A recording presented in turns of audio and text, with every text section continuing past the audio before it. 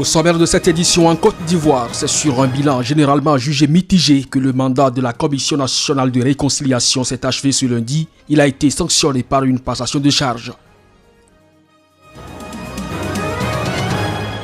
Au Mali, les dirigeants des pays du G5 Sahel ont acté dimanche à Bamako la constitution d'une force anti-djihadiste conjointe et débloqué des fonds pour commencer son déploiement en septembre-octobre.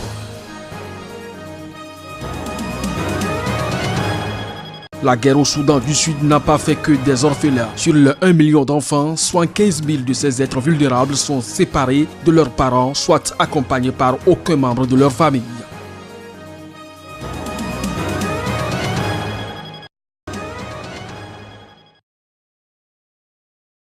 La présidente de la Cour constitutionnelle du Gabon, Marie-Madeleine Mborantsuo, est sous le coup d'une nouvelle plainte déposée en France par un Gabonais et un observatoire des entreprises.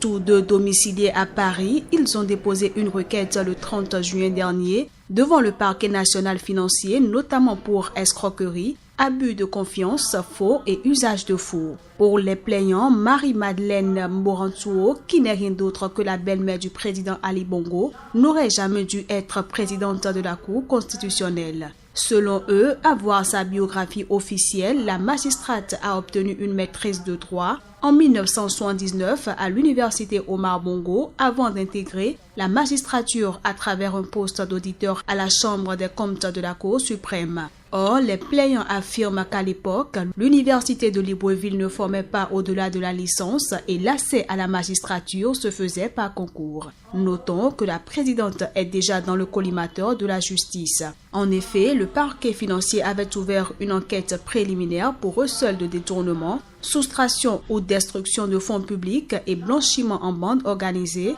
et ce, suite à des mouvements de fonds suspects.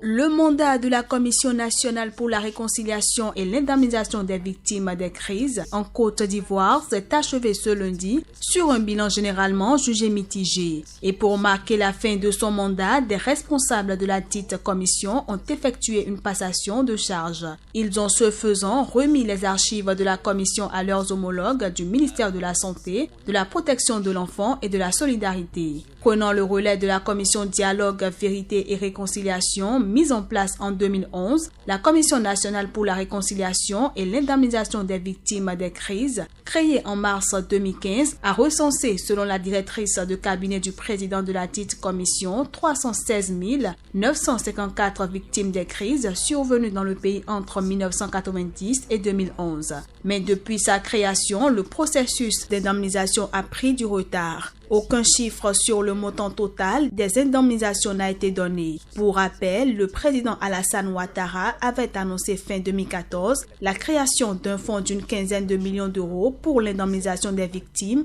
de la crise post-électorale de 2010-2011.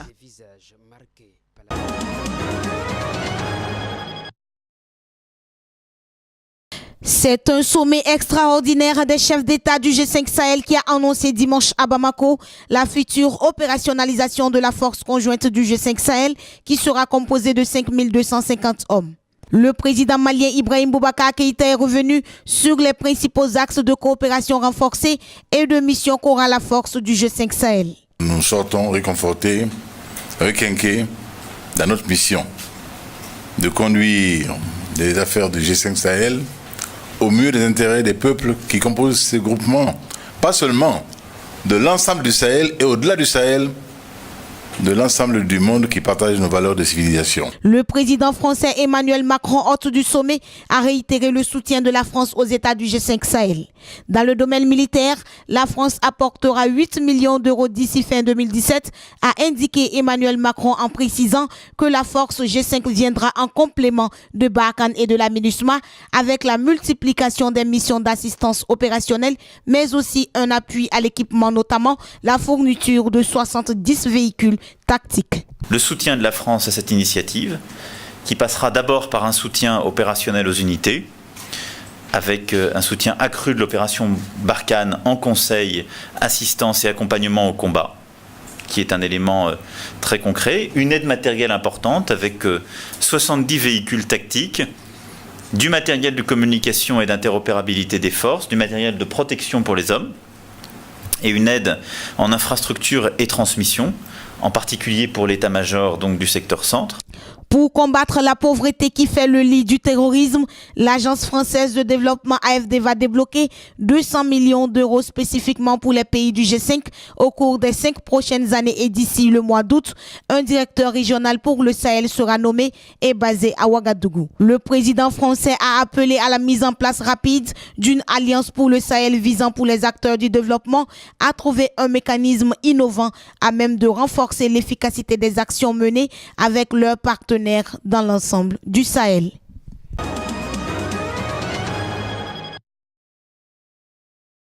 Les assaillants sont venus à dos de chameaux et de chevaux. Ils ont pu traverser toutes les zones marécageuses du lac Tchad avant de s'en prendre au village.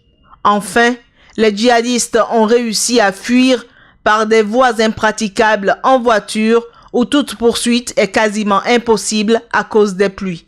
Le village Ngalewa a enterré ses morts en présence d'une forte délégation venue de la capitale régionale de Difa. Cette attaque meurtrière est la deuxième en l'espace d'une semaine dans cette zone. Il y a quelques jours, 2 femmes kamikazes ont fait exploser leur ceinture d'explosifs dans un camp de réfugiés qui devrait être déplacé. Les regards sont tournés vers Boko Haram. Affaibli par les forces multinationales depuis quelques mois, le groupe terroriste ne peut plus faire face aux armées régionales et privilégie désormais les enlèvements et les attentats suicides.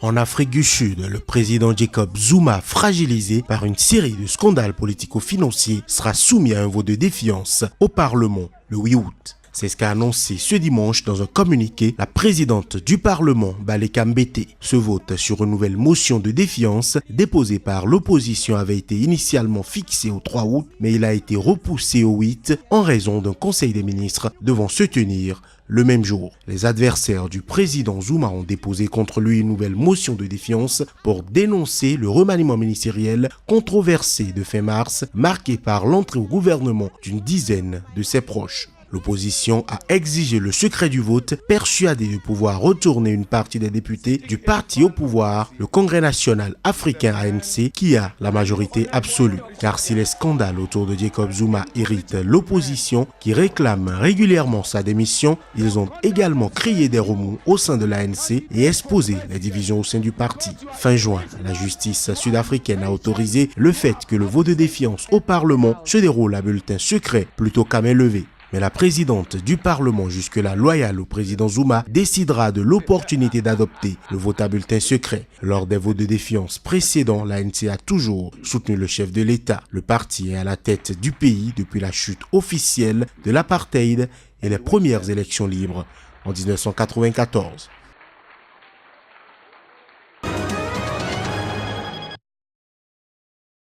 Au Niger, le journaliste Ali Soubana, fondateur de l'hebdomadaire privé Le Courrier, connu pour ses critiques contre le régime, a été écroué lundi, accusé notamment de soustraction frauduleuse d'une pièce relative à une bataille judiciaire opposant le Niger et une société libanaise, a indiqué son entourage. La semaine dernière, l'hebdomadaire avait publié un réquisitoire introductif de mars 2017 dans cette affaire qui dure depuis 6 ans. Le contentieux concerne la résiliation en 2012 par le Niger d'un marché de fabrication de passeports biométriques attribué en 2011 à Africad par le ministère nigérien de l'Intérieur. Africad a porté plainte auprès de juridictions internationales dans l'Organisation pour l'harmonisation en Afrique du droit des affaires et obtenu la condamnation du Niger à lui verser plus de 16 milliards de francs CFA, soit 24,4 millions d'euros. Niamey accuse Africad de ne lui avoir produit aucun passeport et a introduit des recours contre cette décision, a confié à l'agence France Presse une source proche du dossier. Le feuilleton judiciaire se poursuit toujours en France et aux États-Unis, a précisé cette source.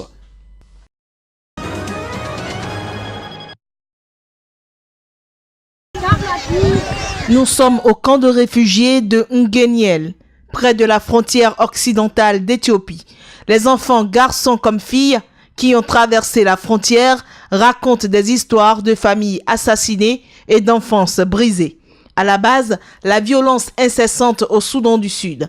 La guerre civile s'est déroulée depuis 3 ans avec une telle méchanceté que certaines parties du pays sont dépourvues de nourriture et 1/3 de la population a fui leur maison.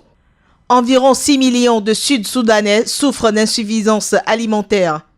Plus d'1/3 de la population du Soudan du Sud ont fui leur foyer en raison de la guerre. De ce fait, la situation des dizaines de milliers d'enfants séparés de leur famille représente un problème particulièrement épineux. Les agences humanitaires tentent de réunir les familles séparées par la guerre, mais les chances pour ces enfants de retrouver leurs parents sont minces. En attendant, près de 2900 enfants sans famille vivent en Guéniel, partageant leur temps entre l'école et une aire de jeu sommaire, protégée du soleil par des arbres.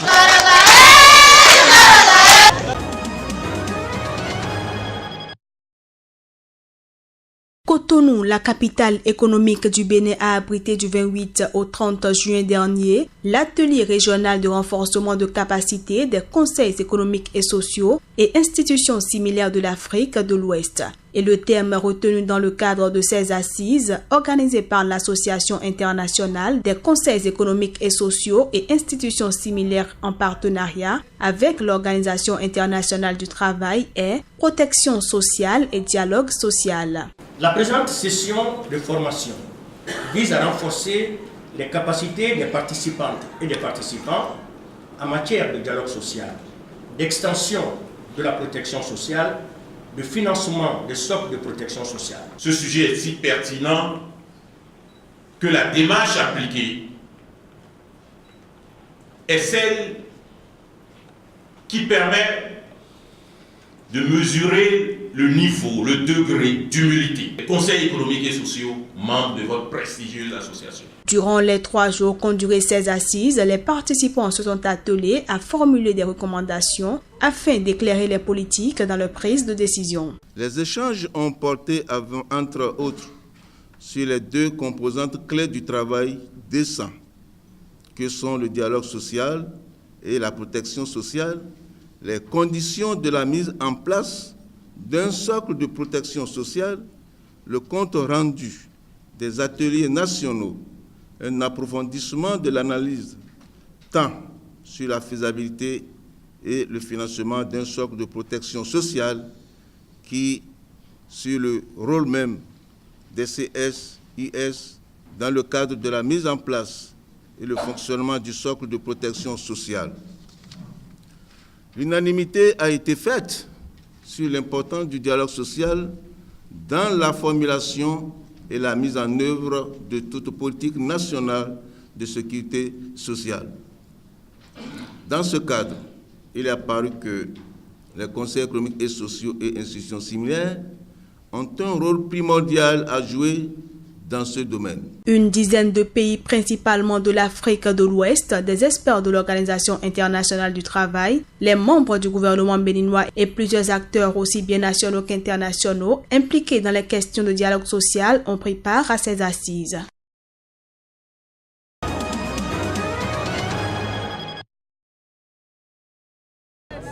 Casquette vissée sur la tête, Deirdre Larkin est prête à braver le froid de l'hiver sud-africain. Il est 6 h du matin et elle est au départ d'une course de 10 km à Pretoria. Fondue dans la masse, elle ne passe pourtant pas inaperçue.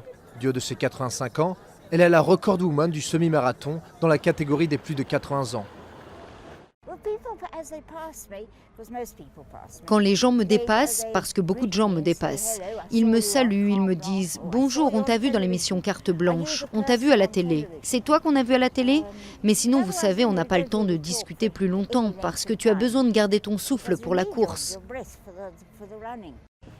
Peu avant ses 70 ans, son médecin lui diagnostique de l'ostéoporose. Après plusieurs années de traitement et après s'être essayée au yoga, sans succès, elle découvre avec son fils la course à pied. 7 ans plus tard, elle court 8 km, 3 fois par semaine, dans les rues de son quartier de Johannesburg et enchaîne les compétitions. Je n'ai jamais pensé à mon âge, j'avais juste envie de courir. Ce sont les gens qui me disent tout le temps « Tu es vieille, tu es vieille ». J'y pense maintenant, mais avant ce n'était pas le cas.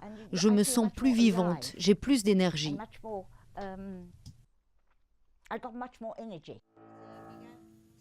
La vie de l'octogénaire ne se résume pas au marathon. Ancienne pianiste de concert, elle dispense des cours tous les après-midi dans un lycée privé de Johannesburg. Là aussi, la rigueur est de mise devant des élèves impressionnés. Après le cours, je suis souvent fatiguée parce qu'il dure longtemps.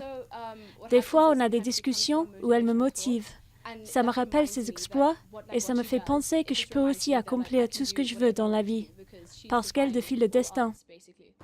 L'année dernière, Deirdre a participé à 65 courses, dont plusieurs semi-marathons. Elle espère continuer à courir aussi longtemps qu'elle pourra.